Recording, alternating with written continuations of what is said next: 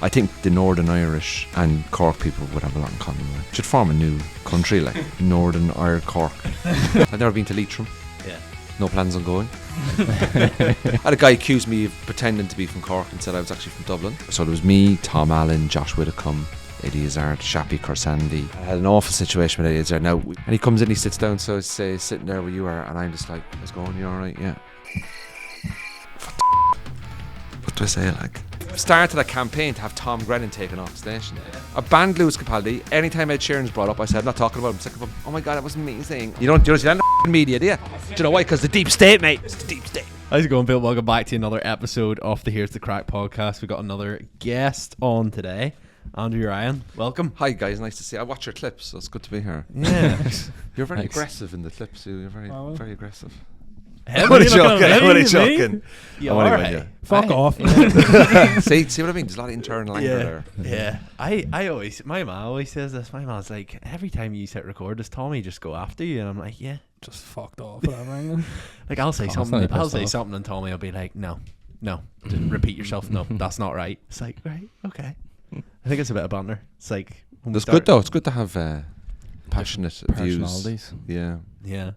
Do you ever find people come on your podcast and you just instantly click with them, or do you find like because you do your own podcast, do you like find when you're interviewing people or like having people on, or is it just generally you get on with people quite well? Well, I've started to branch out to people away from comedy Right. lately. So today I interviewed Amanda Ferguson, the journalist, Right. and that was interesting because it's something that I wouldn't really know too much about. Yeah. I've had Naomi Long on. Leader of the Alliance, yeah. We've got a few. We've been rejected by the DUP. I don't even think they opened the email, to be honest. Well, the DUP? We emailed all the political parties and said, "Can you send someone in?" And the Alliance was the only one that came back to us. So Fair play. and it went really well, you know. Thanks, Darlene. She's floating about. No, she's She's not busy. Is she now. not on that fucking Piers Morgan show now? Is she? She's one of those. Is it GB News? Oh yeah. It's where careers go to die. Anyway, Bring no, her like a lot of the time it's comics or people that I know, Yeah. you know. So mostly will kind of. But I use Aaron Butler's a really good mate of mine, so me and him get on really well. We're very different people, and I think we get on well because we can rib each other very well. So I tend to have him on 2 or 3 times a month, and then maybe a couple of other separate, just me and someone else. It's mostly just for me to learn, like, you know what I mean? Like, the thing is with anything you do performance-wise, you make your mistakes in front of an audience. Yeah. Have you got any guests or anyone that, like bucket list guests you'd love to have on? Or? Well, I've got Michelle O'Neill. No, I don't vote Sinn Féin or anything, but I would love to get her because she was born in Cork. Yeah. And I just go on and just only talk about that. Do you get a vote? I do have a vote. Yeah, I voted in the last. Yeah, I voted in the last 2 elections here. Well, one I haven't seen the result of yet. And the other one was the council ones there recently. Oh, so where I vote now, I just vote the Alliance, you know. Oh, fair enough. Because there's no point in voting Sinn Féin where I live. Ah. I'm the only southerner where I live.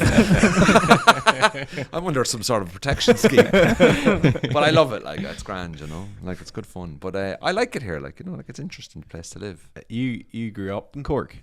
Grew up, born in County Westmeath. Right. Moved to Cork when I was 3. Not my decision. Yeah. And then grew up in Cork until I was 22, 23, and then I moved to England. Right. So I've not lived in Cork since I was 22. Right. So Ireland to England. Ireland to England, England to Northern Ireland. That's a swift transition. I'm on the way back down again now, I think. Yeah. And then Cork. You're just working your way around. I think Cork circles. is the next stop. Yeah. I would say I can see myself back in Cork, but unfortunately there's a big housing crisis down south. Yeah. And with anything like that, you can take 10, 15 years for things to even plateau. I was actually looking at houses down in Cork today. Yeah. And I was just like, fucking, what's the point? Yeah. What is the point? Yeah. Like, I mean, what? You know. How much are you talking for a house in Cork, like? There's a house near my sister in a nice area, 3-bed, not semi-detached, nothing mind-blowing, like 420. Fuck, holy right. Cork's in the middle of nowhere either. It's way at the bottom. Like. Turn it off. Turn that camera off. It's in the middle of nowhere. It's the biggest county in Ireland. There you go. Well, yeah, but it's far. It's wasteland. But this is wasteland to people in Cork, though. That's fair enough. It works both ways, doesn't it? Same, but you don't want to be in Dublin, like. Oh, that's fair enough. I can both agree on that. Jesus Christ Almighty! How could you live there? The cost of it. Yeah. You It's know? expensive, like. Yeah, I think Cork would be the next spot back down. Yeah. I love it. Why England? Why? Comedy? Right. Started comedy there. Purely for comedy. Yeah, like I left school at 18, did the leaving cert, and didn't do very well. Yeah. Got nothing out of it. Like What's not doing very well? like no point even repeating. Yeah. Right. It's too far gone. Did you try comedy whenever you were in Cork? No, I did when I was a kid, like 14. I stole a load of Bill Bailey jokes, and I used to perform them at family weddings, not weddings, like christenings and stuff like that. And I got a couple of laughs. I was like, "This is alright." Yeah. But how do you start comedy? Like, there's no book. Mm-hmm. That's what There's no like. There's no sort. Like, this was before social media as well. Like, Yeah. I didn't own a laptop till I was 32. Yeah. You know what I mean? Like, so I did all this like by reading papers and knocking on doors. Yeah. People think, "Oh my god, that's so backward." It's not. Yeah. It's only 10, 15 years ago. Yeah.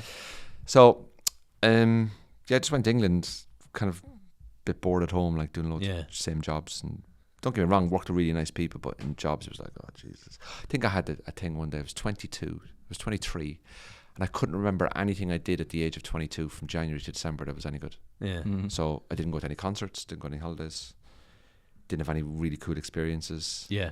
I just went for a whole year. My life was literally go to work Monday to Friday, go to the pub at the weekend, go to work Monday to Friday, go to the pub at the weekend.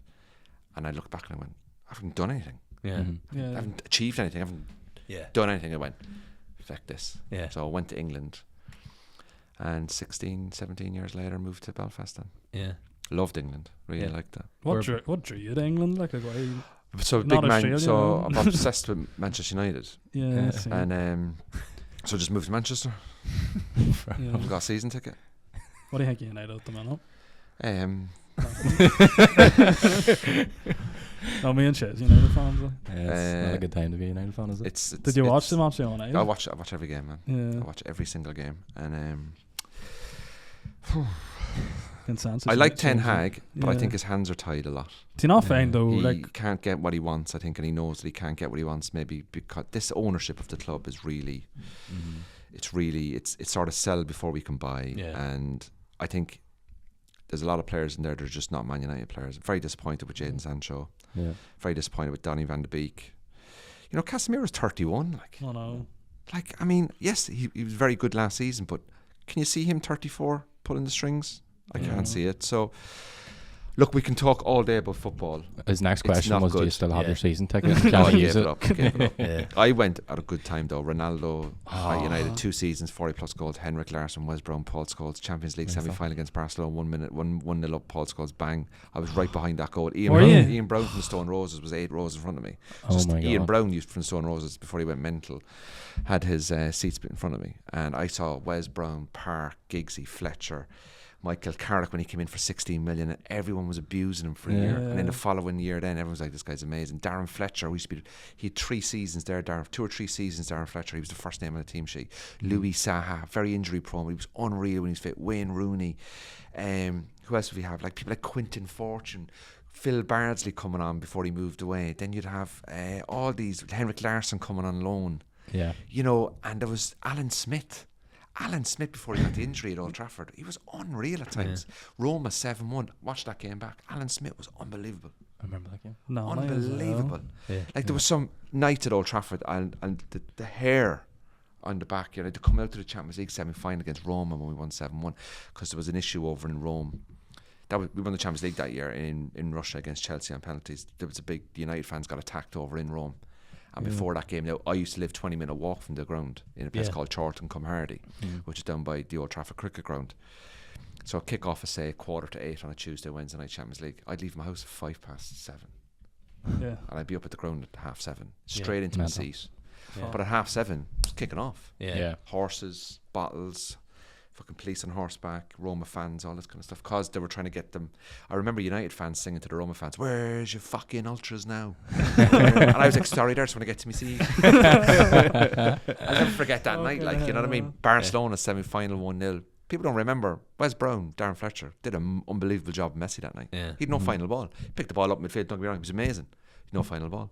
Park Ji-sung. These guys were workhorses. And these were bang average players that were made to be amazing. Don't have that anymore. Don't have that anymore. Don't have those players anymore. How does it feel now, like watching? Because like I feel like we would have been young enough growing up watching that, but like you sort of were in it, like proper going to the games and all. Like how does it feel? Oh, I started. My first game at Old Trafford was Man United Ipswich 9-0. Fuck. I was 11. That's their biggest 11 ever years. win, wasn't it? Andy Cole 5 goals. Never forget it. Next game, I saw Cantona play. I saw Keane play. They were the only two I wanted to see play. Yeah. Seen Keane play a few times, but I saw Cantona play. Yeah. Oh man, That's mad. it's class. Like. It's just class. And he didn't do much. He never did much in the game, but he would just have a moment where he'd do something, He a just pass or a move. You know, you see him just dawdling around and collar up. He retired. That was the year. That was his last year. He'd come back from the. This was just before he kicked the fan at Sellers Park. So I saw him just before the ban, and he came back and he'd won. He came back and then he retired. Right. But it was. But at the moment, how do I feel about it? It's sad, really. Mm-hmm. I think the quality of Sir Alex Ferguson has been shown in terms of the leadership of the club, and I think since him leaving, first things first, I actually remember doing an event with Gary Neville back in 2012. I was doing a dinner with Gary Neville, and he was asked the question in 2011-12, when Sir Alex Ferguson eventually retires, who would you want to take over? And I said, I was asked first, and I was like, I'm just a fan, like I'm just a comedian who just happens to be booked for this event. And I went David Moyes, and Gary Neville went David Moyes, and the place got a round of applause. Yeah, seriously. And that's my claim to fame. Like I and we all said David Moyes. Seriously. Gary Neville said David Moyes, and I was a massive fan of David Moyes because this is what I believed. Any manager that can make a club like Everton, who have no money, get average players to play above themselves, I think is a brilliant manager. Mm-hmm. Okay. Now people say the club was too big for him, and he made a lot of mistakes. Yeah. I can't go into that. I think he was completely the right person for the job, but maybe did things incorrectly. But then I hear things about Rio Ferdinand kicking off about fucking, he took away our ketchup. I'm like, you're a fucking dick. How fucking spoiled are you when you're complaining about a manager taking away your ketchup? Like, so I don't agree with all the players on it. Yeah. Do you know what I mean? I don't agree with all the players saying it. I think he was unlucky. I think the pressure, his contract was minimum Champions League, and when they realised they weren't going to finish in fourth, he was sacked straight away. Oh. But that's what I think comes down to bad leadership then again. Yeah. So look, you can argue about you can argue about this all day, who was right, who was wrong, and then it just seemed to spiral into a load of shit then for a while. I hate Mourinho, hated him. Yeah. Didn't like him at all, you know. So you moved to Manchester because you had Manchester. But I had family there as well. I had family there as well. So there was lots of other reasons, and then started doing comedy there on the open mic scene. Yeah. And then, did you ever visit Manchester 235, the casino? Yeah. Did you come across a guy, Salvo? We went over to United game there recently, and Tommy got absolutely robbed by this fella at the blackjack table. Boy, Salvo. Where's the casino? Is it Deansgate or something? Yeah, Deansgate, yeah. I'm trying to think you go under like a bridge. Castlefield. That's like Castlefield area. That's where all the bars on the dock front. There's about 5 or 6 bars there, and above it is the Metro, and then the big hotel, the Hilton. That was an experience enough for us. Like tough night.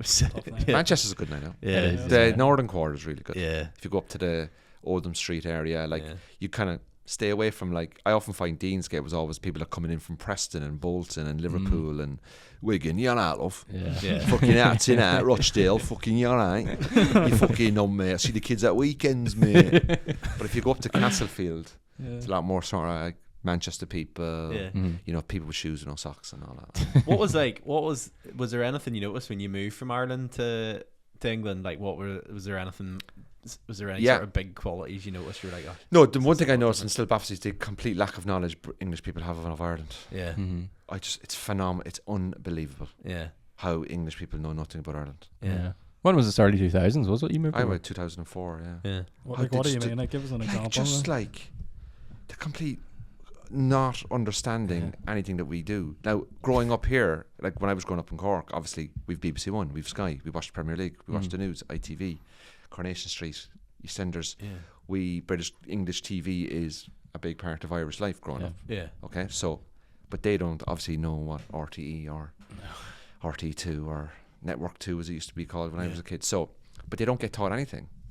about it. Like, you know, like I will say one thing about the Irish education system, the Leaving Cert, it's very good. Yeah. 7 subjects. I think the A levels is what, 3. Yeah. We do a lot of history. Obviously, you can pick the subjects, but I did history right up until I was 18. Did a lot of Irish history and European history. So I still to this day would have a big, like I've tried to go on mastermind, and as my specialist subjects is the War of Independence. Like, Yeah. do you know what I mean? Or you know stuff. Or but I will like to go to European countries. So my plan next year actually is I want to do European. Sorry, I want to do Beirut in Lebanon. That's not obviously not in Europe, but I want to go up and do Bosnia, Serbia. I've heard Belgrade is supposed to be phenomenal. Yeah. You know, because all those countries have been formed from wars and stuff like that. Like, so I've been interested in all that kind of stuff, you know.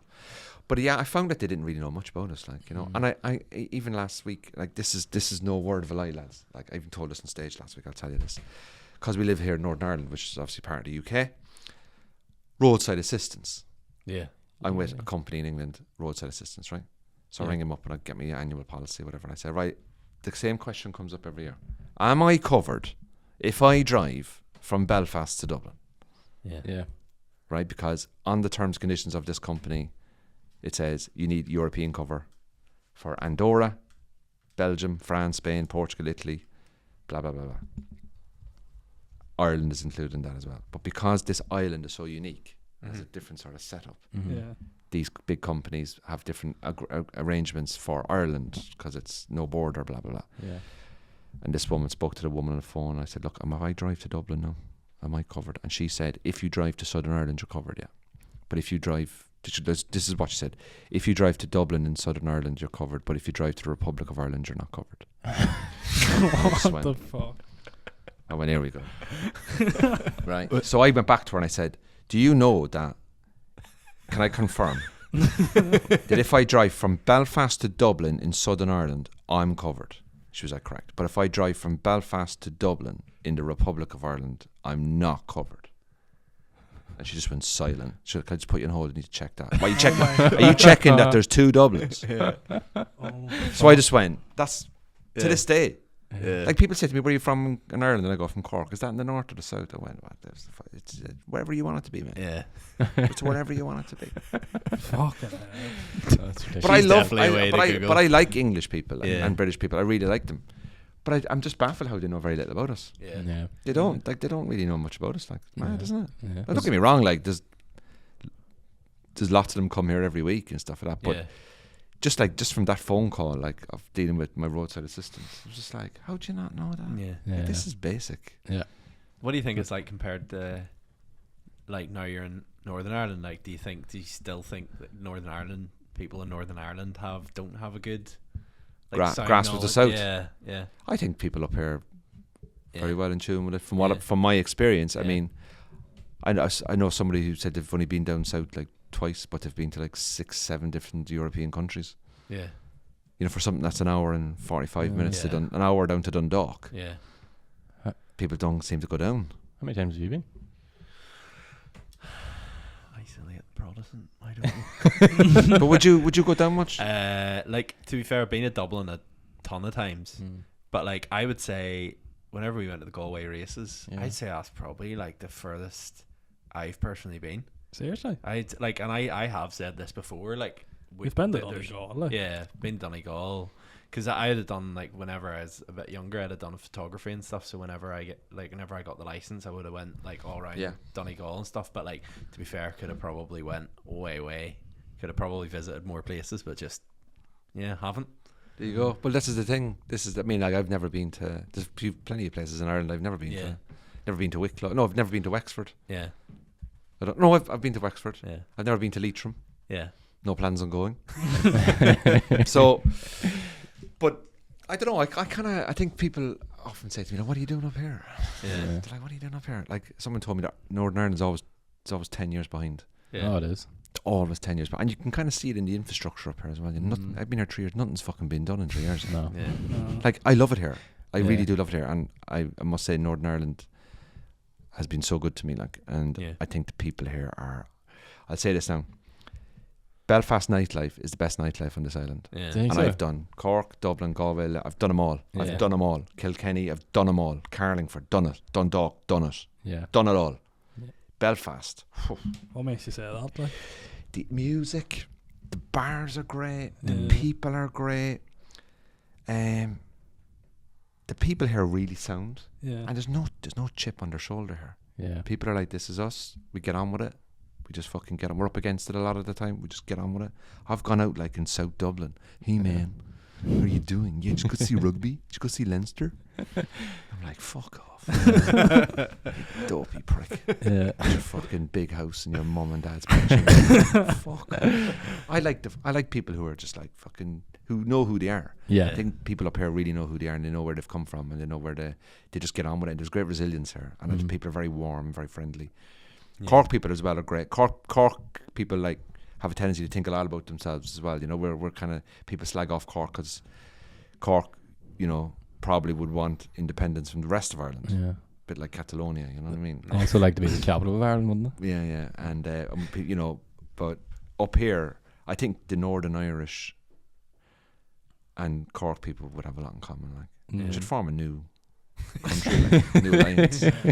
Just call it like, you know, Northern Irish Cork, Northern Cork, or something. You know what I mean? I don't know. I get on with the people here. You know, I like them. Yeah. I like them a lot. Yeah, that's funny you should say it, because we were out there with work, and it was my stag, and they got me this big massive inflatable antlers thing with this ring thing, and I shit you not, like, we had whipped it out in the pub for maybe about 2 minutes, and the next minute, like, half the pub was just round us. Give us the rings. Throwing, like, I was getting rings thrown at me, like, cause they would like throw and get them on my antlers. Yeah. Just flipping. Yeah. I was getting pelted by all these rings. Half the pub was just lined up, like, give us a go, give us a go. Yeah, but that's like, that's what I'm saying is like, you can have a laugh with people here, and you can approach people. I find people here very approachable. Yeah. You know. What about the taxi we get in Galway? we went to the Galway races, and then we went out in Galway that night. Could not get a taxi home for long. Oh, Galway's stay away from it. It's too much hassle. Yeah. It's like Glastonbury. It's no point. You can't even get out of it. You can't even get out. Yeah. What's the point going in if you can't get out? It's great crack to go home. We found this guy. I think he was delivering pizzas. I think we give him like €20. And first of all, he went. He's like an Apache delivery driver, and he was like, we'll go, and he took the women first, and then he left, and us three we thought that was a good idea. Us three are standing in the middle of Galway. What you should have done is should be one woman and one guy, and then one woman said, rather than like taking 2 women. But we were standing there, and we just went, yeah, that probably wasn't the wisest, but they were all, it was pissing down rain, and to be fair, like, we were being the gentlemen, just like, get us home. Oh, so you know, when the women are in the mood, they're like, the heels are off, they're walking on glass, everything's your fault. The Ukraine war, you did that. You know what I mean? That's their fault, like, you know. Then he came back for us, to be fair, legend of a lad, came back for us, like, 20 minutes went by, and we were like, he's definitely took them, like, don't know where he's gone to. Next minute, comes back in the people carrier. Get in, lads, we bald Beal did. And we were like, what's it like round here and all? And then he was like, you see if you went down there, you'd be killed. We were like, he was like driving past on the state. He's like, yeah, someone was like stabbed there, like, last night. We were like, Galway sounds class. Galway's a good spot. Yeah, it is. But the Galway race is mad. I mean, it is. I mean, the hotels. I mean, the cost of. We're just there. Student accommodation. Was decent enough. Lads, like the cost, like. Yeah, it was crazy. It was like $2.50 a night. I always bang on a little bit about the cost of things, and I often get a bit of stick for it. And the reason is because everyone's robbing you. Yeah, I'm fucking sick of it. Yeah. Like, I'm going on holiday now, like, soon, and we're paid for a nice hotel. Do you know what I mean? But it's like, I go down to Dublin. Somebody wanted $3.25 for a night in a hotel in Dublin, and in 3-star nights went, I'd rather sleep on the fucking Apple Green. Yeah. And save $3.25. Yeah. Have you seen? I remember now Taylor Swift's coming to Dublin. Yeah. Holy shit! The hotel. Oh, like Garth Brooks as well. When Garth Brooks came, and like the Arctic Monkeys are coming to Belfast and Dublin. Finally, somebody coming to Belfast. Yeah. I know. That's annoying. Yeah. But we went down to see Kevin Hart when he was done Dublin, and like the price of the hotels were like $3.20. And they were just like, we just drove. Was Geddes and Shane doing that? Were they doing that? Yeah, they supported them. Yeah. That would have been nice to have seen those lads there, like, especially was being up here, mad, like, you know, fuck, Geddes and Todd at the Tree Arena, or whatever, like. He's doing Laveries and everything, wasn't he? Yeah. That's right. That was cool. They couldn't get tickets for Limelight and all, and then eventually we got tickets to see him. Imagine that, having to go to Dublin. I know, when I live up here, I was like... He was living out the Culloden, wasn't he? That's where he was living, the Culloden, when he was filming. Was it? He was in the Culloden, I think, yeah. That's where he was living. That's what I was told. Like, but I did see a video he put up on his Instagram, Kevin Hart, and I think it was that road. I could see that road. I think he was out in the estate of the Culloden or something. Yeah. It's in something like they've given him a house, you know, like they've given him a Residency. you know what I mean? You see him down Helen's Bay and Van der Man turning up like, hey, how you doing? Yeah, they're at the cot. It's always weird. Do you not find it's always so weird when you see like big celebrities like that? Like even at the time whenever all the Game of Thrones actors were over here and all, it was quite strange to like see people like, I know Kevin Hart posted something up the Causeway, and in your head you're just like, I've been there. I saw Kevin Hart in Victoria Street car park on the ground there, car park there, next to him. He had about 4 bodyguards. I pulled into the car park at Victoria down the tunnel. You just get jumped. I was going in to do a bit of shopping, and I go in and I get me ticket, and I'm driving down. Just see Kevin Hart right down at the end. Just come out this big black car, and he's standing there in a tracksuit with 4 or 5 other lads.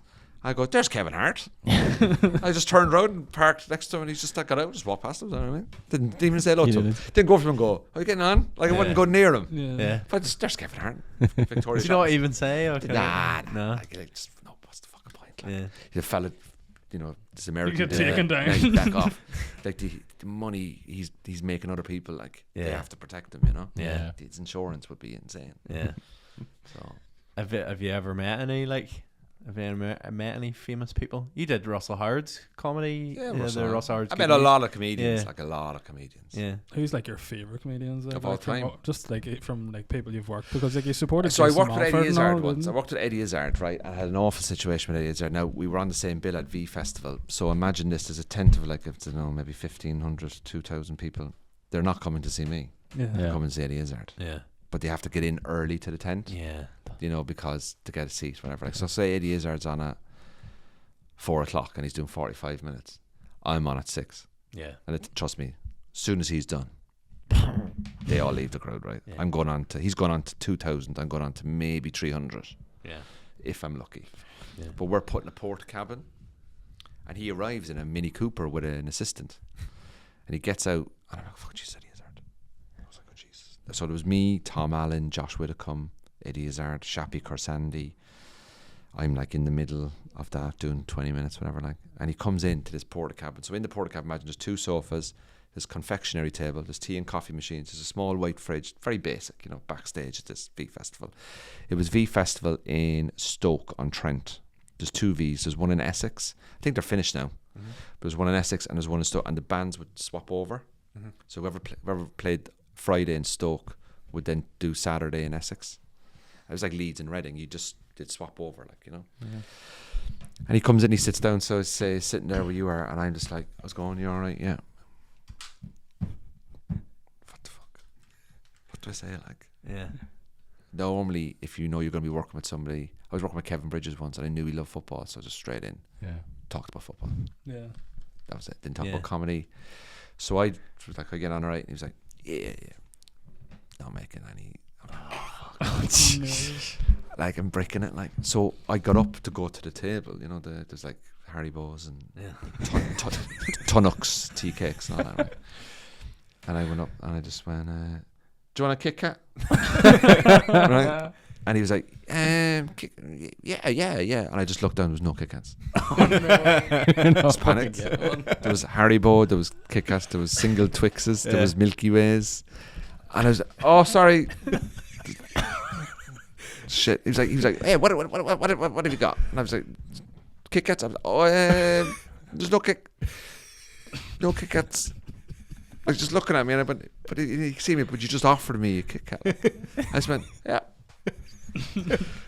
That was it. And he left about a couple of minutes later and never saw him again. So people said he met Eddie Izzard. Yeah, I offered him a KitKat that wasn't available.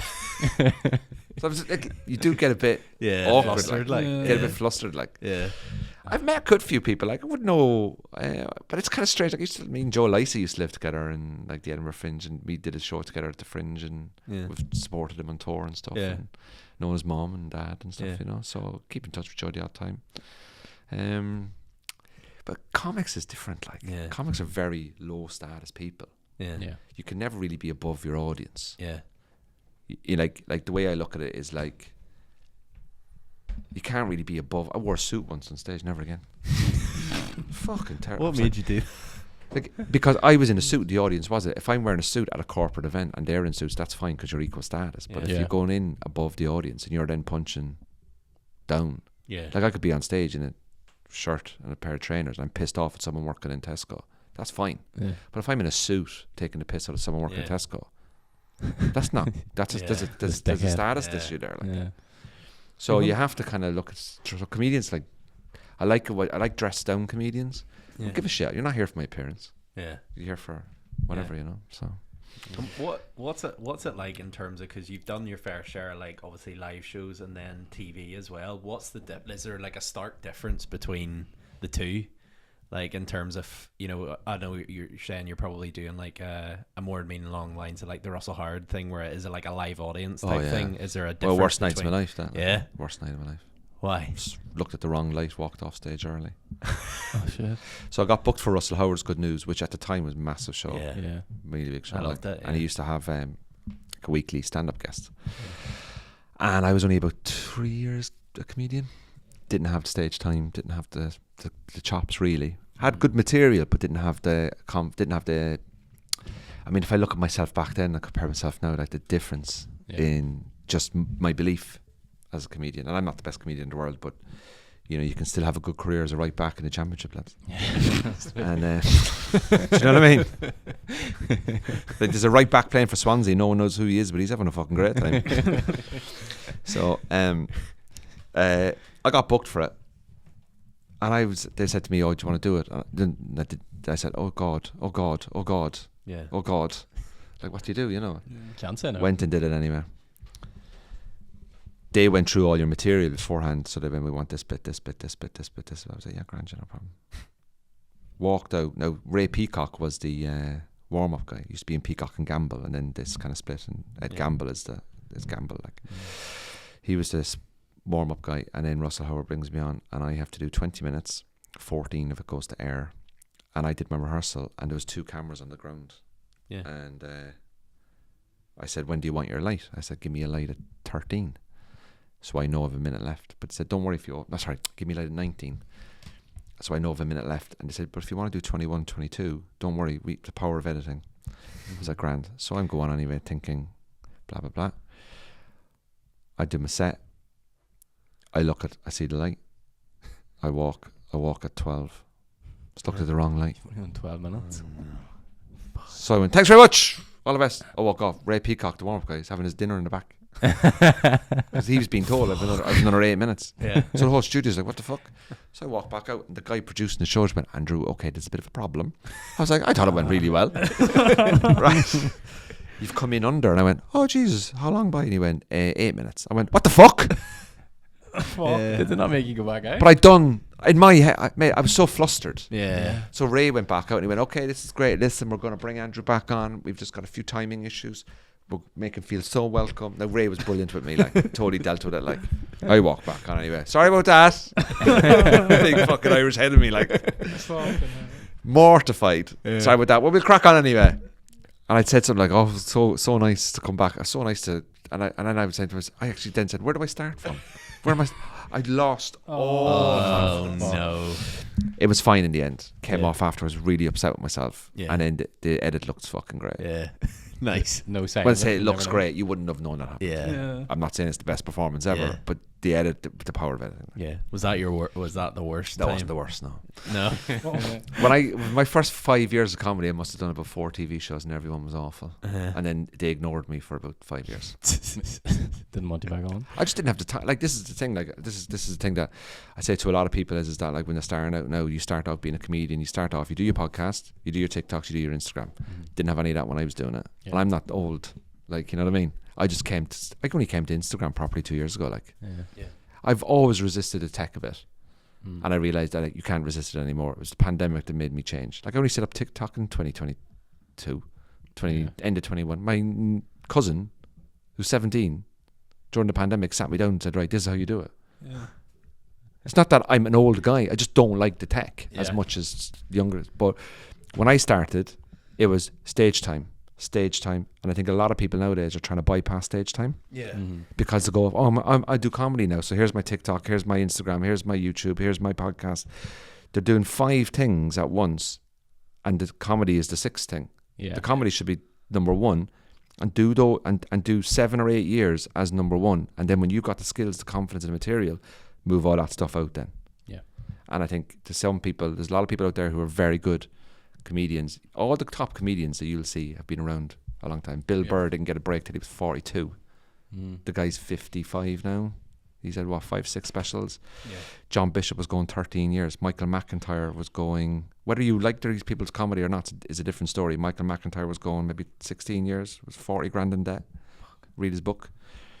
Sarah Milken, Mickey Flanagan. I saw Mickey Flanagan in 2005 do the out joke. In 2005 do out. What's that? Seriously? You know, you go ow. I'm going out, but you're going ow. Seriously? That 2005, 2006, I saw him do that. That only became really famous, 2017? Yeah. 16, 17? Fucking hell, that's mental. Is it like weird? People don't realise. Do you know what comedy is like? Have you watched a football match? Yeah. And you've a new, say, Man United have started a new right back today. Yeah. Right. His name is Johnny Murphy. He's 19 and he's making his debut for Man United. And we're like, oh, who's this new kid? This kid isn't new. This kid's been in a system since he's 7. Yeah. Everybody in the industry knows about this kid. Yeah. Yeah. And that's the same with comedy. Yeah. No, but the phone has made it different. Yeah. Mm-hmm. So people like Mickey Flanagan and all those guys would have been gigging. Greg Davis. They would have been doing 8-9 years on the circuit. And then eventually moving up into telly. And all of a sudden, oh, there's this new comedian, Mickey Flanagan. No. Yeah. Everybody knew about him. Yeah. It's just he's only new to you Yeah. because you're just sitting on your ass watching telly. You don't go to live shows. Yeah. Do you see what I mean? So it's like football as well as the new right back. He's not new. He's been in this. He's just developed enough to be given a chance. You know what I mean? Yeah. So I think that's. So when I look at comics, like I look at people like Scottish people, I look at people like Chris Kent from Cork, brilliant, having a really great time at the moment. Mark Nelson, doing great stuff. Kai Humphries is a great comic. But these guys are all around. Chris Kent's been doing comedy maybe 16, 17 years. And now he's really pushing on. Yeah. But my point is like, I know people now, they're 4 or 5 years in, they're like, oh, I'm like, you've haven't even fucking started. Like, Yeah. Yeah. you can't, like, name a sport that you're good at after 4 years. Yeah. Yeah. Name a sport that you're brilliant at after 4 years. There isn't one. Yeah. There's nothing. Yeah. You got to work, and a lot of people aren't putting the work in. And when I started in my year, I started out with me, Joe Lysa, Chris Stokes, a few other people. Me and Joe, I think, are the only two going. Yeah. They realise how hard, not how hard it is. It's Yeah. like, oh, this is, you have to give up your life. Yeah. You see, I had 2 weekends. I had 2 weekends off last year in 2022. I had 2 weekends off. Yeah. Do you see a lot of people like that you've met in previous years that just give up? Yeah, they give up. They just can't do it financially. Kids, stuff like that. Like I've no kids, I'm not married, so Yeah. I've no other. I love it. Like I love doing stand-up comedy. I did the Pav last night, new material, 10 minutes after. I was in such a shit mood all week. My mum's anniversary. She died 4 years ago this week, and I was in such a bad mood yesterday about it. And I lay on the sofa from 1 o'clock to 7 o'clock yesterday. And I mean, and when I say on the sofa, I only went to the toilet. Like, I did not. None of this like, oh, I was on the sofa all day. No, and I mean, I was on that sofa for, I would say, 6 hours, 48 minutes. Like, Yeah. and then I went out and I did a gig in the Pav last night. Did 10 minutes of new material. I walked on, I had a piece of paper, and I did these new jokes. And I went home, man. I was like a new me. Yeah. It's such a buzz, like. Yeah. It is such a buzz, and I love comedy, and I love seeing new comedians. I think it's always important to see new comedians. But I always say to new comedians, do your work. Do the work. I was talking to Kieran Franco, you know Kieran Franco, young fella, Yeah. comic from here, really nice kid. He did a 1 hour show, and he said to me, oh, I think I maybe I jumped ahead a bit. And I went, good. It's good that you've noticed. It's good that you took the risk, and it's good that you've noticed it. Yeah. Do you see what I mean? Yeah. And I like that about him. Yeah. He's aware. Yeah. Comedy isn't like, oh, I'll just turn up and be funny. Oh, Yeah. I've only really in the last 3-4 years really figured out who I am. Yeah. I've been doing this 14 years, like. Yeah. It's a slog, like, and some people are up for the fight and some people aren't. I mean, you can see the fellas who are up for it, and the men and the women who are up for it. Like. Why do you think that is? Like, you've only really discovered you in the past 3 to 4 years, like, and you've been doing it for so long. Oh, my mum dying was. Yeah. My mum dying, yeah. I like. Sounds really strange thing to say, like, but my mum dying was probably the best thing. There's the worst thing that ever happened to me in my life, and the best thing that ever happened to me in my life, because I didn't give a shit anymore. Yeah. So the thing is, I love comedy so much, I probably overcared. Yeah. And I would end up getting in my own way a little bit. because I was focused. I'd go in for an audition or a TV spot or a tryout for something, and I'd overcomplicate it. Yeah. Because I wanted it so much, so I pushed it away. So then my mom got diagnosed with cancer in 2017, Christmas 2017. I was like, oh shit. Like the amount of christenings I've missed. Yeah. Family Easters, you know, missed a lot of birthdays in the family because I'm gigging. Yeah. I'm away. I'm gigging in Glasgow. I'm in Liverpool. I'm in London. I'm in Dublin. I'm away. I'm gigging. I'm doing my thing. And then mum got ill, and then I kind of decided to move home and kind of look after her. Kind of stopped gigging for a bit and enjoyed my time with my mum. And then the pandemic happened. She died, and the pandemic happened. So I kind of had 3 years off, really. Yeah. I still did a few gigs, but I wasn't writing. I wasn't pushing myself. I wasn't like figuring out what's coming up next year. Like I'm already planning for 2024 now, my tour in 2024. Yeah. Whereas back then I would have been planning a year ahead. All right, we're doing the Fringe. Okay, can we get out to Australia? Where are we on a show cycle kind of thing? Didn't care. And then my mum passed away. Pandemic happened. I went, right, so I've lost my mum, I've lost my girlfriend, I've lost my job. I mean, I can't really lose any more. Yeah. What were you working on then before? Like, were you working like full time? I was full time, being a full time comedian 13 years. Yeah. So I lost being a comedian. I lost being a comedian. I thought maybe you were working on other. No, and I'd been a comedian, and then so I started to get the government money, you know, to help in the pandemic. Yeah. And I bought a house in Belfast, and I was in a relationship with a girl, and it didn't work out. So I got a job stacking shelves in B&Q down Hollywood Exchange. Yeah. So just stacking shelves in B&Q. So no mum, no girlfriend, living in Belfast with no friends or family, knew nobody here, in the middle of a pandemic, no job, nothing. Yeah. And then I'm on £8.90 an hour in aisle 14. Fuck me. And I just went, I'm fine. Yeah. I mean, if I can survive this. Yeah. And I've no road to Damascus moment here now, lads. Yeah. I just got on with it. And then when comedy reopened, I went, you know what? I know what it's like to lose it all. And I just stopped putting pressure on myself. Yeah. And when I went up on stage, I was like, listen, I'm delighted to be doing this. I love it. Yeah. This is great fun. I've lost it for 2.5 years. Yeah. If I didn't have to gig for 6 months, I'll be fine. Yeah. Whereas before it was like, I need this to go well. No, I didn't need it to go well. And the mentality was, it doesn't need to go well. It started to go even better then. Did you say you started enjoying it more then? Yeah, started enjoying it more. Then opportunities like the radio came up, and I down south, you know, being more relaxed. And then obviously teaching myself in the pandemic about social media, and then that's really helped me, like, you know, my clips and stuff, and then learning how to do all that. And then now it's just like, you know, this is great crack. Yeah. But now I'm not afraid to. I'm maybe before maybe a bit more of a crowd pleaser. Now I'm not. I'm just like, you know, some of the stuff I'm saying at the moment is it's like good fun. Like, do you know what I mean? Like, I don't care. Like, not that I don't care. I care massively. Yeah. But I don't put the pressure on me. I go, if this is the level that I'll have for the rest of my career, what a win. Yeah. What a win. Yeah. Do you know what I mean? So less is more. You know what I mean? Like, less is kind of more. You know. Are you doing what you love, like? Obsessed with it. Yeah. I'll do it till the day. I'll be gigging till I'm 70. Like, Yeah. I'll still be turning up. Like, can I go on? Yeah. Yeah. Even though, Andrew, you're not well. Like, you're not supposed to be here. I'm like, I've got a really good bit. Yeah. Yeah. You know what I mean? Like, so it's very addictive. Comedy is very addictive. Yeah. I mean, I gig mostly in the UK than I do here. You know. Yeah. Over in England, like, I'll go to England twice a month, every weekend. Finish the radio on a Thursday, fly Thursday afternoon, come back Sunday. Yeah. So How do people in England take your comedy? love it, mate. I started there. Yeah. But you should always be able to play in front of your home crowd. So I do a lot down south. Like, when I say do a lot, you know, I will be gigging down south every 6 weeks at least. Anyway. Yeah. Yeah. You know, I write stuff. I mean, I performed in New York last year. I write stuff that hopefully will work on most stages. You know. Yeah. Yeah. I'm not political. I'm not topical. So I'm not going to be like.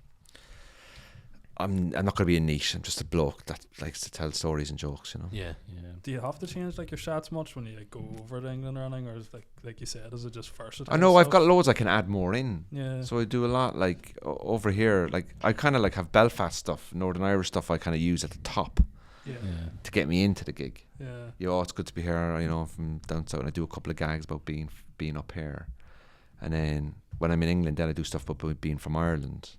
But when I'm here, I'm doing stuff about being from the south. Yeah. Yeah. Whereas over in England, if I said, "Oh, I'm from the south," they'd be kind of, "You're from Ireland?" Like, do you see me? You kind of just have to Yeah. maneuver a little bit. Yeah. Like, you know what I mean? Yeah. But then you go to Belgium and do a gig. Like, I do a lot in Speak Europe. I English. do a lot of gigs in Europe. You know, Yeah. What's that like? brilliant. They're all Netflix English educated. They're fucking brilliant. They're all Americanized.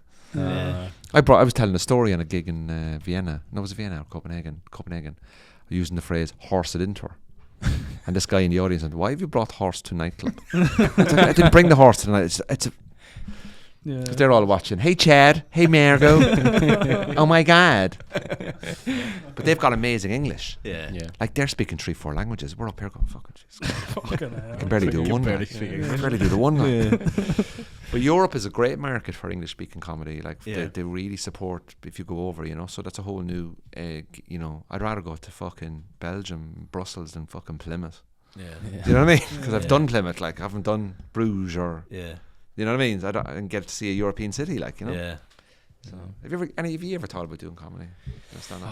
I don't do it. I could never. I wouldn't Why? have balls to stand up. Like, I don't think I could. Really? But it's not. It's. But I look at a paramedic in the same way you would probably look at a comedian. Yeah. How the fuck are they going into the worst day of everyone's life? Is a when a paramedic turns up at George Rower, it's the worst day of your life. It's a normal day for them. Yeah. Me standing up on stage, it's a normal day for me. Probably the worst day of your life. Yeah. I couldn't. It's all about like getting your body used to that feeling. Yeah. It's the attention I couldn't deal with. Like just to know everything's on me. Like You fucking love it, Hanson. I do. Like, but I like short. I mean, when I came in today, you were naked. Like, he was like, "Loop me up and throw me around the glider." No, I don't think. I think we're all happy with like doing this. I think there's an expectation. It's funny because there's an expectation with this, like, because we do the podcast. I think there's like this expectation where people are like, they always come and listen to an episode. And like, to be fair, some of the stuff is funny. Well, we think it's funny. Might not be funny. To I people. watch your clips and stuff. Yeah. I know. I actually asked you to come on this podcast. Yeah, but like, it's strange because then I also think sometimes whenever we have normal conversations that aren't necessarily like have to be based around making jokes and stuff, people are like, a bit boring. I don't worry about that. Yeah, you're like, right, okay. Listen. Don't worry about that. Yeah, They're complaining about something to get for free, you know? Nice. That tells you all you need to know, mate. You're getting this for free, and you are upset. Yeah. Fuck off. Fuck right off. That's brilliant. You look at the clouds and the rain, and you're upset, and you're blaming me. Go fuck yourself. 2 passport bastard. Let me clip that. What's it been like with like like you were talking there about like adopting technology and stuff, like what's it like seeing like, you know, the likes of people who maybe do skits and TikTok and stuff and like they're a bit of a comedian type thing, but then like you're saying like comedy's probably like the 5th or 6th thing. Yeah. Do you find like many ones, or have you spoke to many people like that who are like, yeah. I want to be a comedian, and then you're like, fuck, I've done this 14 years, you don't realise? You know, some people just have it as well, like, you know what I mean? Like, some people just get it, like, you know, like they get it quick and they get it fast. I would say I got it fast at the start and I lost it. Yeah. Like, I'm not gonna deny that. Like, I probably went in and did really well for the first 3 or 4 years and then completely collapsed. Like, I had about 5 years there where I was just on the circuit and nothing happened. But it was really good. But that was good to get the stage time as well. But like, it's when I see people doing TikTok sketches and then they're trying to convert that onto the stage and stuff like that, like, first of all, they're obviously very good at figuring out comedy in a certain format. Mm-hmm. But live is very different. Like, somebody said to me recently, they said, Andrew, I would have you host a TV show, but I would have him write a sitcom. But I wouldn't have you write a sitcom, but I wouldn't have him host a TV show. We all have different skill sets, like. Do you know what I mean? Yeah. Like, we can all be part of the same team but do different jobs. Yeah. But it all depends on what environment you want to excel in, you know? Yeah. I want to be the best lifestyle. I want people to put a bum in a seat for me. I don't want people to click like on a video. Yeah. That's nice because it helps me reach more people to put a bum in a seat. Yeah. I want bums in seats because when I'm on stage in a live environment, that's where I feel I'm most comfortable. Other people do it, but they prefer to be putting it on paper and acting it out. Mm-hmm. There's room for everybody. This is the thing about comedy and music and arts. People always think like there's room for all podcasts. Oh, fucking straight white men doing a podcast. Yeah. So there's room for everybody. Yeah. You just got to find what you're into. Yeah. You know what I mean? Like, you just got to find what you like. Like, I don't like the band AC/DC. Doesn't mean they're shit. They sell out stadiums. They're obviously a brilliant band. Just not my taste. Just move along. Yeah. Just move along till you find what you want. Yeah. And I hate that about the current climate of people. Yeah, so true. If you don't like me, fuck off. Yeah. That's not my problem. Like, your opinion of me is nothing to do with me. Yeah. Yeah. It's none of my business. Yeah. Yeah. You know what I mean? So I say to people, there's room for everybody. Whatever you want to do, find out what you like and what you're good at. Yeah. And obviously branch out into other things and Yeah. figure out if that's good for you as well. Because you can always get a little bit bored or a bit stale and stuff like that. So, and then just keep yourself, just keep working hard, you know. And like a lot of people will, you know, they'll work hard for a couple of years and nothing really happens and they'll get angry about it. Yeah. Just keep going, man. Yeah. Just keep going, because home people don't realize your energy and attitude tells a lot about you as well. Like, Yeah. it's like in any job you do. If you guys are working in an office and you walk in and you're always moaning 24/7, like within a couple of weeks, that's a HR issue, lads. Yeah. Yeah. Like, and people don't realize when you're backstage at green rooms and you're working with promoters, if you're a difficult person to work with, Yeah. You're not getting it spreads. Like, Yeah. go in, you're delighted to be doing it, buzzing to be here. Thanks for having me. Pay me invoice. Yeah. Like, It's do you know what I mean? Yeah. Like, don't be. People are overcomplicating it. Yeah. Like, it's not complicated. Yeah.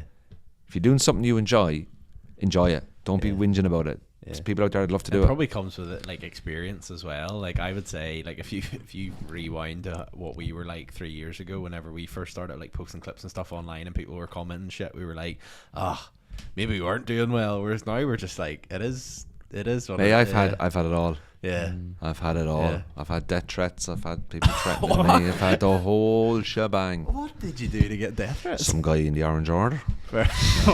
Typical. Fair enough, that happens. Leave it there. Still alive.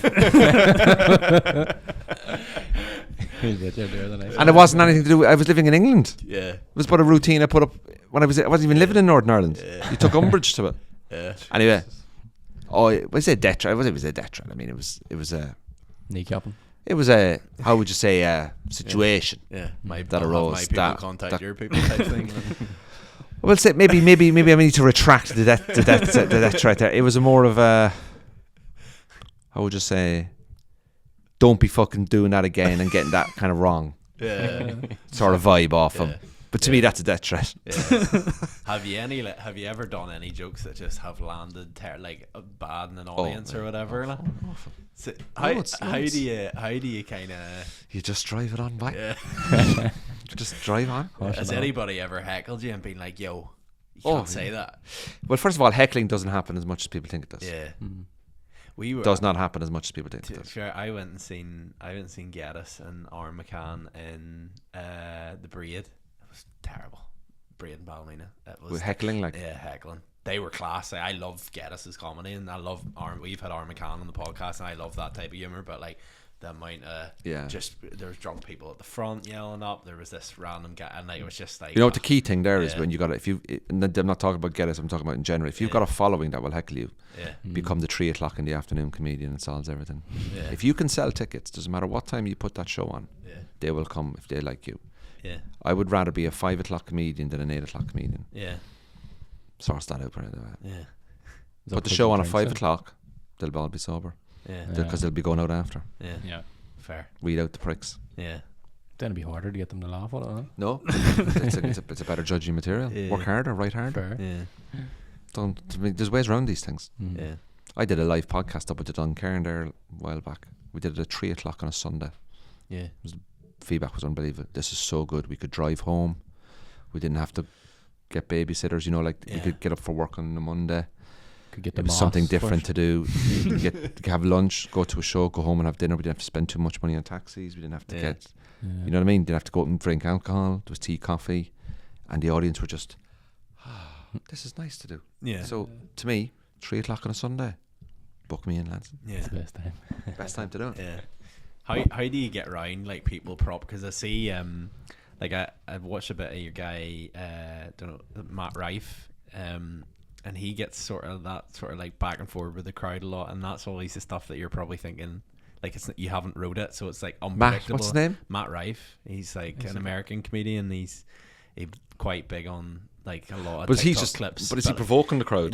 Kinda in a Yeah, way where it's like crowd work. it's what he crowd does, work, so, but yeah. it's very good. Like I find it hilariously funny. Like it's good. Like Yeah, but you got to be careful. People will be expecting that in Yeah. his show. Yeah. So you have to balance that with doing a bit of crowd banter and then also material. Yeah. And then whenever I do shows, solo shows, I'll go out and I'll do crowd work at the start, and then I bring the support act on. I'll go, right, we're done now. So when my last tour, I had Aaron Butler opening for me. So I'll give you an example. We went to Dundalk and did the Spirit Store. So I go out and I do 15 minutes. Yeah. And then I go out.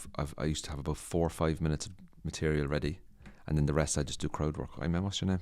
Why are you eating potato crisps at my gig? You know, could you not plan your day better? Like, Yeah. and you have a bit of crack with him, right? And then I bring on Aaron. I go, right, that's that crowd work done. Yeah. My buddy's coming on now. Yeah. Then there'll be a break. Then I come back on, and then I'll talk for an hour and 10 minutes, and it's just going to be me. I'm not going to be talking to the crowd anymore. I'm doing a full show. Yeah. Are we all cool with that? Crack on. But it's your job to set that up. Yeah. And so I've come out, I've done gags, crowd work, had a bit of crack, welcomed you all in, had a really good laugh, brought on the support guy, had the break. Now it's the show. Yeah. So they get everything they want then, if they want it. Like. Yeah. But you can do that if you just set it up properly. Yeah. Yeah. It's right, now's the time to have the fun. Yeah. And after that then we're doing the show. Yeah. I think that's the best way to do it. I did some tour support for Jason Manford last year in Ireland. I did like Vicar Street and all that kind of stuff. Mm-hmm. And he does that, goes out, he does gags, does a bit of crowd work, goes, right, that's it now. Yeah. Still have to kick people out, mind, but Yeah. we've done it like. Yeah. So you've got to be. But this is the thing, like they're coming to see you. It's an unbelievable feeling when people put a bum in a seat. Yeah. Feel like. Is there a way you work around that kind of, like, say if someone is sort of giving you a heckle or whatever, you know, you have a bit maybe back and forward with them, and then there's a time where it just has to be like, right. Yeah, right, you can always please. sense it. They always can sense it. You got to say, mate. Yeah, shut up. You've done well. Yeah. Let's not ruin it. Yeah. You've done great now. You should be You've very exceeded proud of yourself. You did expectations. phenomenal work there, but you're getting it. You see, you're having that extra pint. You know, when you have the extra pint, Yeah. put the keys away and call the cab. Like so, Yeah. but it's your job to close it down. Yeah. Yeah. Do the classic, like compliment them and then slam them and compliment them, Confuse them. confuse them, like, you know, Put stuff them like in all that. sorts of emotional But it's turmoil. not. It doesn't happen as much as you Yeah. think. This is the thing. People think, oh, first you're a comedian. Oh yeah. Oh, what's it like when you get heckled? It doesn't, mate. Like, Yeah. doesn't happen that often. Yeah. Obviously, it's basically like a football team can win 5-0 but miss one penalty, and everyone will talk about the missed penalty. Like, you kind of negativity is the headline rather than what actually goes right, you know. Yeah. So I don't give that kind of energy any space. Like, Yeah. I don't focus on any negative. So people will be, nowadays you get quite a lot is, you're a comedian, yeah. Do you know who I don't like? I'm like, I couldn't give a fuck, man. Yeah. It's like me going up to somebody going, oh, what do you do for a living? You're a footballer. Do you know who I hate? That rugby player. What's his name? Yeah. Okay. Yeah. What are you on about? Just like, have a think, like, have a word with yourself. Yeah. Fair play. People are nuts, like. Yeah. They are insane. The general public Yeah. should be got rid of. And should be replaced with something else. Has Other anybody public. ever come up to you, like, outside of the your shows Yeah, or yeah, whatever? That's mad. I had a guy accuse me of pretending to be from Cork and said I was actually from Dublin. And I went, yeah, cool, lovely. Whatever you want to believe, mate. You believe whatever you want to believe. I'm not, like, I'm just well known within comedy. Like, I'm not I'm fucking mate. I'm going home now tonight worrying about the gas bill for the Christmas. Like, I'm not. Like, people think, "Lo, you're a comedian." We're not fucking rich, like. You know what I mean? We're not rich people. Yeah. My car's fucking 7 years old. Like. Yeah. My point is that, you know, what were we talking about? People coming up to you. Oh, people coming to me. Oh yeah, one guy said to me, "Oh, you're just a fucking shit comedian from Dublin," and I was like, "Yeah, whatever, man. Yeah. What part of Dublin was I from? Just so I know." That's Like, what you like? There's no point in arguing with No, these you people. just don't want you to You react. got to understand, there's a certain amount of people in society, and they just doesn't. That's madness, doesn't- though. They're the kind of people that would have direct debits all over the month, Yeah. rather than on the first. Those people give me anxiety, you know. Like, when does your mortgage go out? The 5th. When's the gas go out? The 8th. Oh, fucking don't look at me. That's still quite the same Like, day. can't imagine what your bathroom's like now. If you're not planned, you know. So You wonder what's wrong with people though. Like they'll look at you and just be like, I'm gonna go up and say this. This will be funny. It's like if you watch that Tyson Fury documentary, the guy came up to him halfway. He was sitting. He was sitting in Morecambe Bay, and the guy came up and was like, "Still think Joshua beat you?" And he was like, "What?" And the guy just looked around. And he was like, "I still think Joshua beat you." You're like, "Why open your mouth?" Like it's just like, but thing is like they. You know, and I think I saw that clip and Fury dealt with that. Why do you want cheeky bastard or something? Yeah. Oh, he goes, anyone on this beach would beat you. Yeah. Oh yeah, sorry. Then he said cheeky bastard, didn't he? When he goes cheeky bastard, yeah. I've had people come up to me and go, "Your podcast, yeah, Aaron makes that, doesn't he?" And I went, well, "What do you mean?" He goes, "Oh, he's the best in it." And I went, "Good." I don't care. People are fucking wankers. Why do you watch it?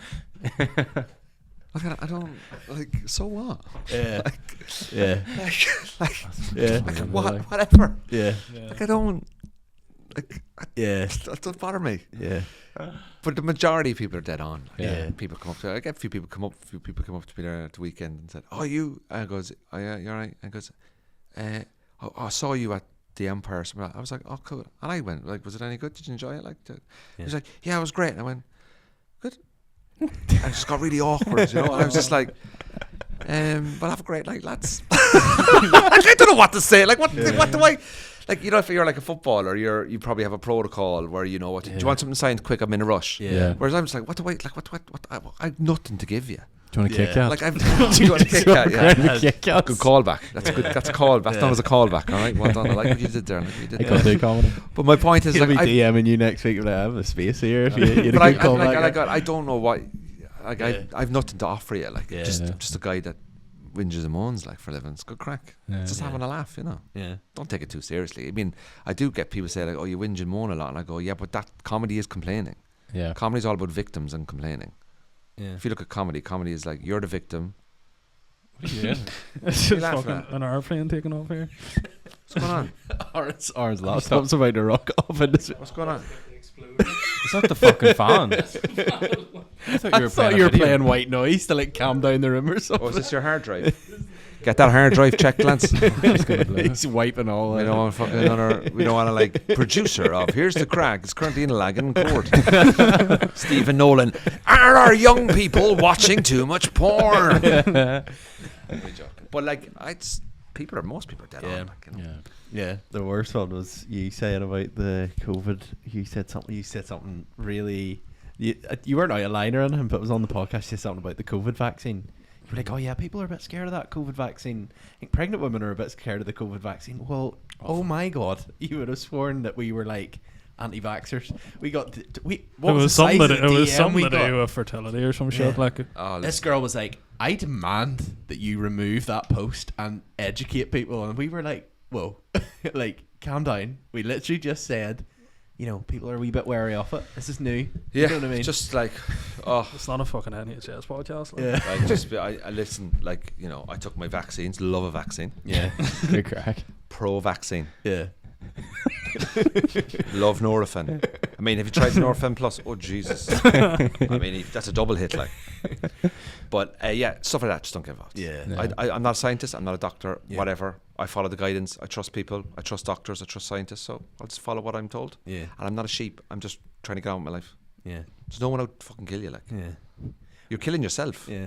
The minute you're born, you're killing yourself. You know that. The minute you're born, you know the biggest killer is death, is being born. That's you love don't see that in the Facts. fucking media, do you? It's the deep state, mate. It's the deep state. Fucking losers. We'll finish off talking about the Q Radio breakfast show. Oh yeah, soon to be removed. Through HR disciplinary issues. Yeah, Q Radio. Yeah. How'd that come about? Saw me on a few bits and bobs, and they just approached me and said like, "Oh, you living up here?" And I was like, "Yeah." And they said, "Oh, would you like to come in?" And I was like, "Okay." Say yes to things, see what happens, and went in and really enjoyed the energy, the energy of the show, and the people in there were good, and they said to me, "Look, we'd love to make you a permanent fixture of the breakfast show." Yeah. And I was like, "How much?"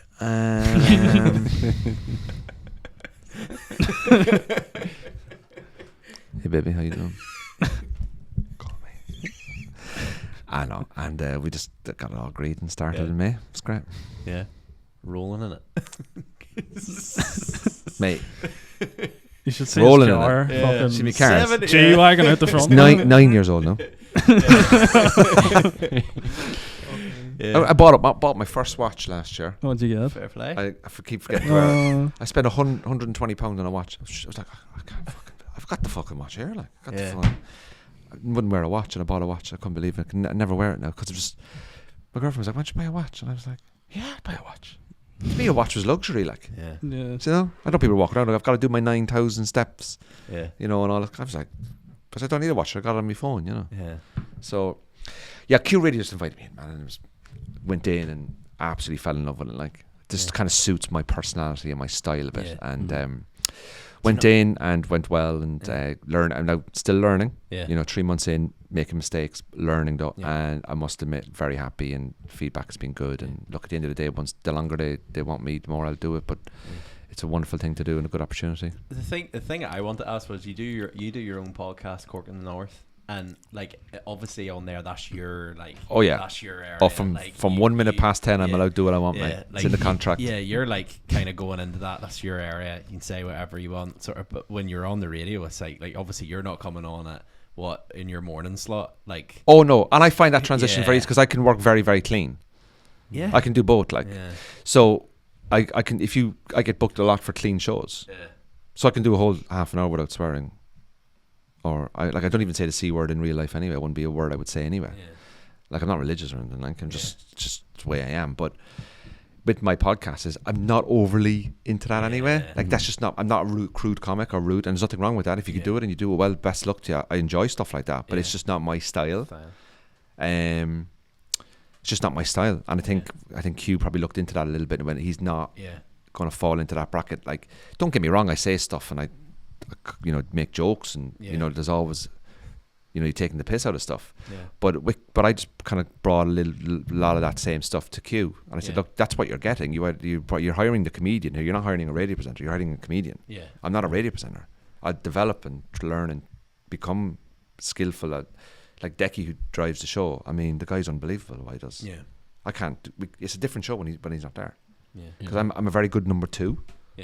You know, I'm not a central striker. I'm the shadow 9. Like, I'm good at the feeding the ball. He's good at driving the midfield. I'm good at just that quick pass here. Like, in there. You know what I mean? Yeah. Getting the assists. Yeah. So I have to learn how to do a show, and that's quite nerve-wracking. Yeah. Because it's a different ball game. So they said, yeah, let's do it, and went in, and I must admit, my feedback in there has been just keep being yourself. Yeah.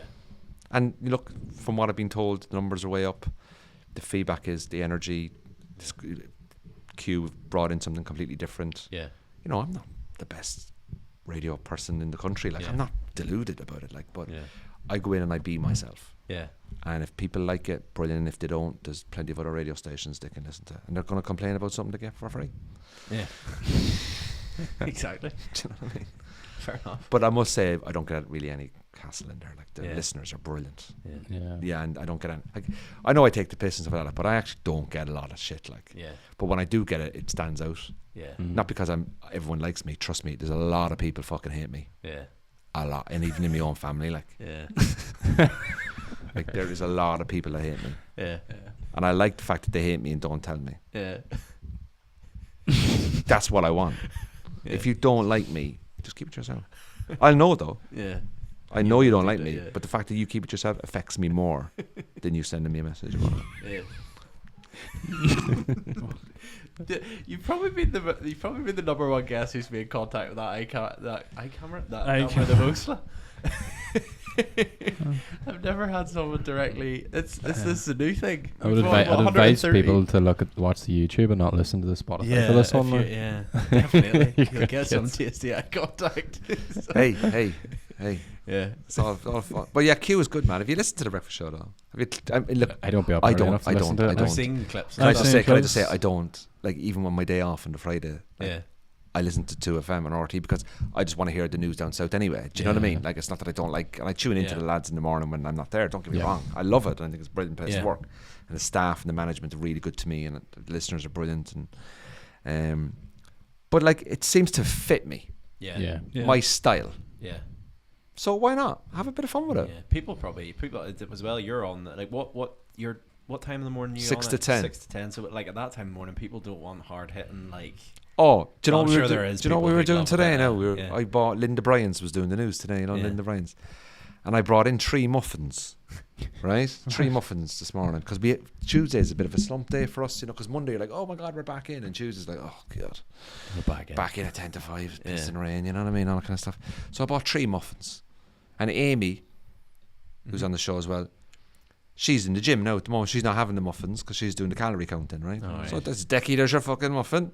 Amy said not having it. So Linda Bryans comes in to do the news at 6:30. I said, Linda, I've got a muffin there for you. And she's like, oh my god, you got me a muffin. I said, I got you a muffin now, no problem. But then it got out then at 9:30 that Linda's muffin was the one that Amy didn't want. Yeah. And that she felt that she was like, oh, I thought I was special. Yeah. So she came in at 20 to 10, not even to do the news, just to complain to me on air.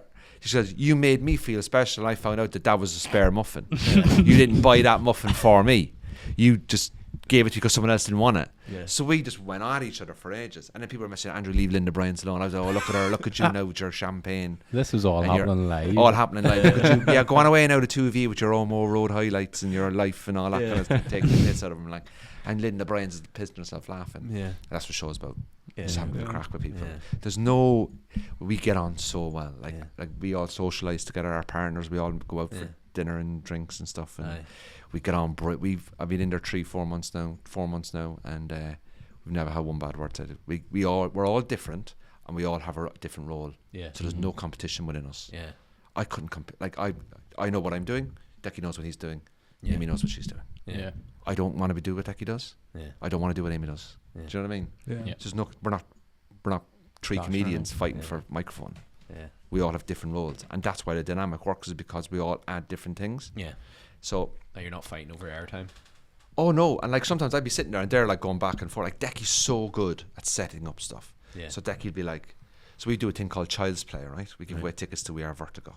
Nice. And the child we play a child's clue out, and then the children ring in, and we pick a number and we get the answer. So they get the answer. So one day, we had a woman ring in. We were like, "Hello, Child's Play," and she was like, "Hi, I'm ringing in about the competition." I was like, "Okay," and who are the kids that are with you? Oh, we've just dropped them off. Oh, we're going, don't chestnut, pretending you've got kids. I say, you're pretending you've got kids, so you get DLA, is it? Yeah. Instead of mine paying for that, no, my tax paying money, this is a 8:30 in the morning. And I'm just going at her she's pissing herself laughing on the phone. And I'm like, oh, you pretend you've got kids. I say, you have another kid next week. I'd say, well, yeah. Well, what's the answer? Spider-Man, oh, give her some tickets. So we played that whole thing out. Yeah. Do you see what I mean? Because that's real, Yeah. And all the mess ups we've had, all the mistakes that we've made, and we played the music at the wrong time, or cut off the news by accident. Yeah. Sorry about that mess up. They all we love it because it's not slick. It's authentic. The show is a very slick show. Yeah. But the talking isn't slick. Yeah. We all have different. We argue about opinions and stuff. We go back and forth. I'm like, Decky, I don't agree with you. And there's none of this. Oh my god, that was amazing. Oh my god, quick hashtag get on this for your free coffee, 20% off. Oh my god, we got Busted coming up next. Aren't they amazing? I'm like, I've started a campaign to have Tom Grennan taken off the station. Yeah. Because I love Tom Grennan, but he's playing too much. So I go, and then Decky goes, we got Tom Grennan coming up. Andrew, how do you feel about that? Sick of it. I'm sick of him. I banned Lewis Capaldi. Anytime Ed Sheeran's brought up, I said, I'm not talking about him. I'm sick of him. He's obviously brilliant. Yeah. And everyone's like, oh, finally, Andrew, we're all sick of Ed, take another year off, mate. Yeah. You're too good. Yeah. Do you see what I mean? So, and I think that's why it's kind of, people are kind of into it. Yeah. Because it's like, what are they going on about today? Be mad if you got Tom Grennan on the show. Oh yeah, I've no problem. I've no problem with with Daniel O'Donnell on there recently, man. Oh, get away. Daniel O'Donnell. Yeah. Well, hello now, boys. I was like, well, Daniel, how are things? You're from Cork, aren't you? And I was like, I can't do it. That guy is hilarious. Yeah. Oh, he's brilliant. Yeah. So you know what? Listen, I enjoy it, and there'll be a day when the tap on the shoulder will come, and all right, we've done your time, and I go, brilliant, great experience. Yeah. No complaints. Yeah. What would be next? Money. Send us money. You get married? Yeah. Never mentioned it, have you? Yeah. No, never. Well. Very good. He's getting married too. Here, lads, I have to go. I have to be up at 10 to 5. Can I just say I've really enjoyed you guys? Yeah. Thanks for Really coming nice on. lads. Really nice lads. Really enjoyed it. Yeah. Hope I came across all right. Did I? Yeah. Did I come across okay for you? Yeah, you upset now? Yeah, good. Oh yeah. Should I say the mad thing? We had a complaint in at the radio one day. I'll leave you on this. We had a complaint. It's a disgrace. The station here, a disgrace. Can't believe this happened. Disgrace. And once we looked into the complaint, they actually meant to send it to another station. It was the wrong station. I'm not naming. I'm not naming the station, but my point was like the lengths the people go to whinge, like. Yeah. So, probably heard it in the car on the way, and then they're like, fucking, you know what I mean? Pulled over. I'm fascinated. Yeah. Like my comedy, a lot of times me whinging, but I'm actually quite happy. Yeah. Like I actually am quite a happy guy. Like I really enjoy my life. Yeah. But then when I see other people complain, I go, that's fucking brilliant. Yeah. And then I kind of steal a bit of that for my own act. Yeah. For a little bit of me. Do you know what I'm saying? Like I love it when people get the ump about stuff. But I get the ump about stuff, but I love it. Like the thing I talk about RAC, you can't go down to Southern Ireland, but you can go down to Southern Ireland, but not Republic of Ireland. Yeah. To me, that was a gift. I'm so happy that happened. Yeah. To me, that's a gift that is now going to be in the new show. Yeah. But like, I need stuff like that to happen for me. You're just going out looking for it. Oh, fucking love it, man. And I've over-talked on this podcast, haven't I? Talked too much, haven't I? It's all good. Don't be insecure. Don't be. You like me? Do you like me? Oh, fuck. Well, thanks for having me, lads. I really appreciate it. You're very, very nice fellas, and I really wish you a lot of love and support under this period of change. Yes, thank you very much. You. And if you haven't already, go listen to your podcast. Cork, we're struggling really. I'll be honest with you, we get about 8,000 a week. It's not. Nice. We're doing good. I wonder what that feels like. Struggling really. Get over. Get this man some 80,000 a week. Sorry, 80,000 a week. Yeah. No, we're not. Listen, we just chat shit and talk nonsense. It's great fun. Definitely. We'll obviously give it a link below. Go check it out. And yeah. We hope you get Michelle O'Neill on. We've had a hard no. Yeah. Yeah, we've had a hard no. But listen, I know where she lives. And on that outside. How are you, Michelle? How are things? Do you like cricket? Cheers.